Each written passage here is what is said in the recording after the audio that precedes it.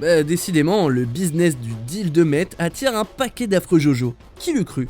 Salut tout le monde, c'est Xavier, bienvenue sur Watch Mojo Français. Aujourd'hui on se retrouve pour le top 10 des pires méchants de Breaking Bad. Pour cette liste, on va passer en revue les antagonistes les plus sinistres, violents et malveillants qui sont apparus dans la série culte.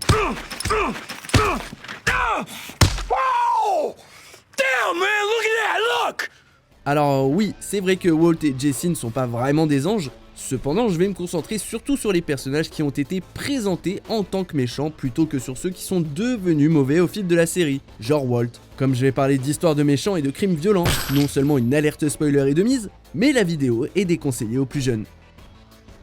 Numéro 10, Tyrus Kit. Quand le tueur à gages nommé Victor est, viré par Gus, c'est Tyrus qui reprend le poste. Yo, you the new guy?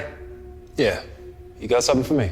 Comme Gus, Tyrus est du genre silencieux mais intimidant. Il est très fort pour espionner les gens et peut facilement surprendre ses cibles. Are you listening to me? Hello?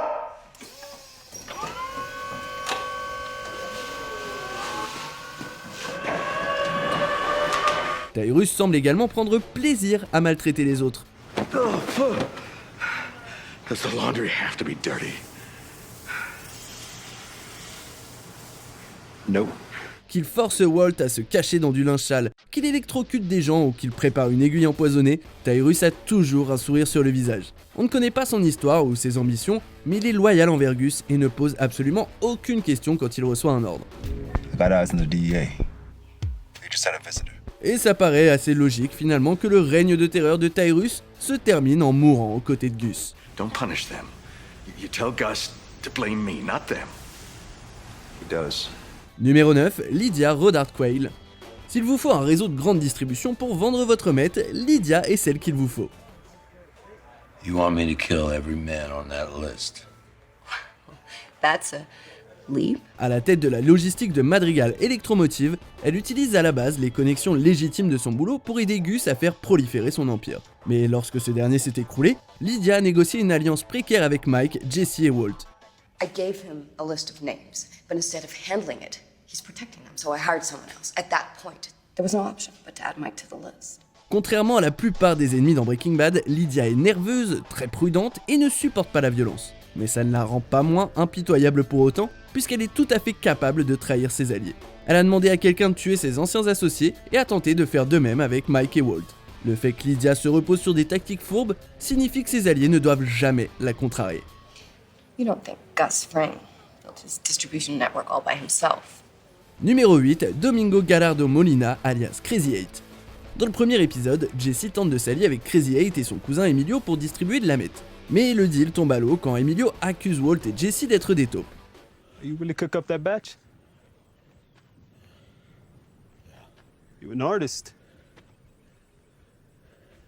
It's a damn shame. Wait. Avant que Crazy 8 n'ait l'occasion de leur tirer dessus, Walt empoisonne Emilio au gaz phosphine et emprisonne Crazy 8 dans le sous-sol de Jesse. Don't you have a real name? Domingo. Une fois capturé, le méchant montre une facette différente. You from around town here or someplace else? Like Walter. You getting to know me is not gonna make it easier for you to kill me. Crazy 8 paraît tout à coup raisonnable et prévenant. Il tente même de convaincre Walt d'arrêter de fabriquer de la drogue. This line of work doesn't suit you, man. Mais quand Crazy 8 a une chance de s'évader, il laisse tomber sa façade de gentil et se lâche. Walt doit alors l'étrangler avec un antivol. En le forçant à le tuer, Crazy 8 déclenche en partie la descente aux enfers de Walt. Numéro 7, Eladio Fuente alias Don Eladio. Le chef de cartel Eladio Fuente a l'une des vies criminelles les plus longues de la série. 2 décennies avant que Walt ne pense même à la meth, Don Eladio co-gérait le cartel de Juarez. Si le Don semble cordial et enjoué au départ, il peut se révéler impitoyable à n'importe quel moment. Yo quiero que me digas una cosa. Si tú eres el cocinero, ¿para qué lo necesito a él? Gus l'apprend à la dure quand Eladio ordonne le meurtre de son partenaire Max pendant une entrevue. This is your new employer. You address him as Don Eladio. It's a term of respect. Hola, joven. Si Don a vécu une vie luxueuse de l'autre côté de la frontière, l'immense influence de son cartel en fait une menace constante pour ses associés américains. Salud. Aussi intouchable que paraissait Eladio, Gus finit par trouver un moyen d'envoyer de force le chef de cartel à la retraite de façon permanente. Numéro 6, Jack Walker. Peu de temps après la première apparition de Jack, il ordonne aux membres de son gang de suprémacistes blancs d'éliminer 10 types en prison contre de l'argent. Et ce n'est qu'un début. Sorry, man. Just no scenario where this guy lives. No, listen! Jack menace la vie de femmes et d'enfants, assujettit Jesse et tue Hank alors que Walt le suppliait de renoncer. Mais ce qui fait de Jack l'une des pires personnes de la série, c'est sa nonchalance face au meurtre. Il ne montre jamais aucun remords quand il appuie sur la gâchette. Hey, remember, you're still a kid. La seule fois où Jack est un tantinet inquiet à l'idée de tuer quelqu'un, c'est lorsqu'il craint que le sang de Walt ne tache son tapis. When you want it. Oh, gee, I don't know. Anywhere but my living room. Take him out back. Si d'autres méchants sur cette liste ont au moins une qualité, Jack semble n'en avoir aucune. Numéro 5, Héctor Salamanca. Héctor Salamanca était autrefois un tueur à gages terrifiant qui bossait pour le cartel de Juarez. Il était si loyal à son boulot et sa famille qu'il préfère aller en prison plutôt que d'être une Pookie. ¿Es esto lo que quieres? Que muera tu hermano, ¿cierto? Mais Héctor est également tellement cruel qu'il a failli noyer l'un de ses neveux juste pour avoir raison. Après un règne de terreur de plusieurs années, Héctor a eu une crise cardiaque qui l'a envoyé dans un fauteuil roulant incapable de parler. Il ne peut plus communiquer qu'avec une sonnette. Pour autant, il reste une énorme menace. Il a empêché Tuco d'être empoisonné et a tué et a aussi défié la DEA à plusieurs reprises.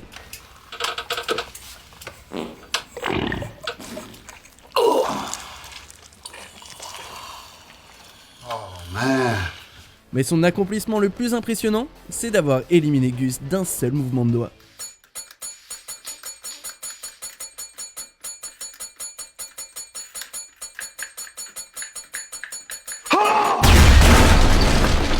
Numéro 4, Todd Alquist. Si on cherche la définition de monstre dans le dictionnaire, on trouve une photo de Todd qui nous regarde de son regard froid. Damn, you guys thought of everything. Quand il rejoint l'équipe de Walt, il passe au départ pour un type plutôt doux qui cherche à impressionner son patron. Mais après l'avoir vu abattre un ado pour couvrir un braquage, on a compris à quel point il pouvait être monstrueux et complètement taré. You know, at the end of the day, it was him or us, and I chose us.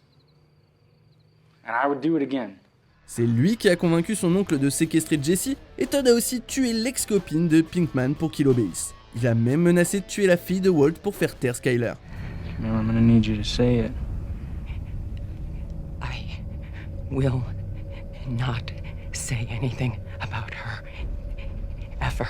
Mais le pire chez Todd, c'est qu'il s'excuse souvent auprès de ses victimes alors même qu'il leur fait du mal. Just so you know, this isn't personal.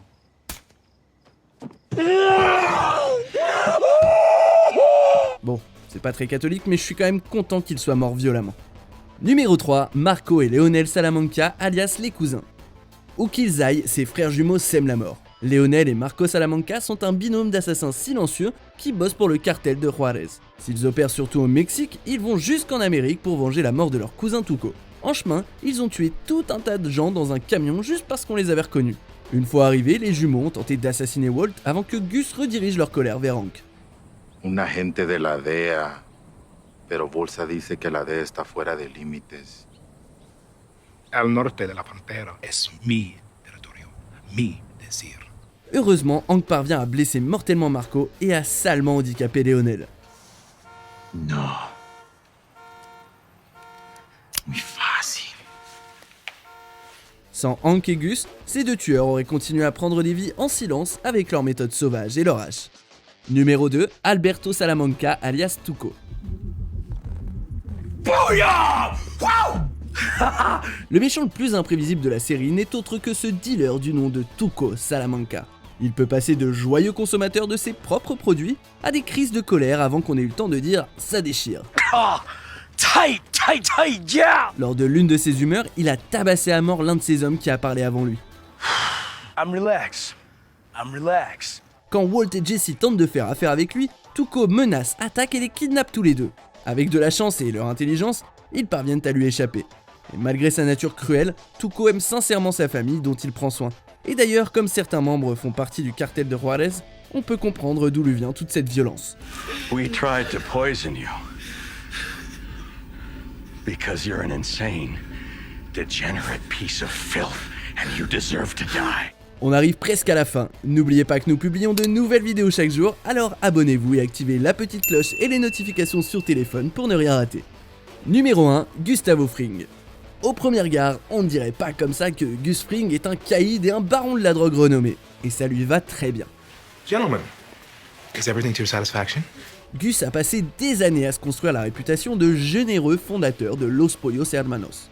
Mais en coulisses, il bâtit un empire de drogue si puissant que ses anciens ennemis veulent travailler avec lui.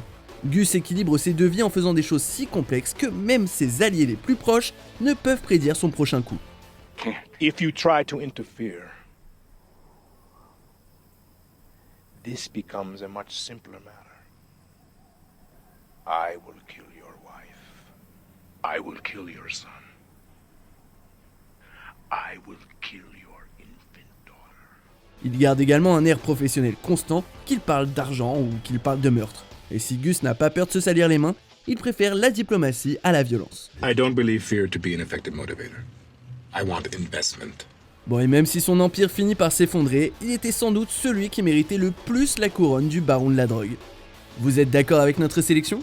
Dites-le moi en commentaire et checkez cette autre super vidéo de WatchMojo français.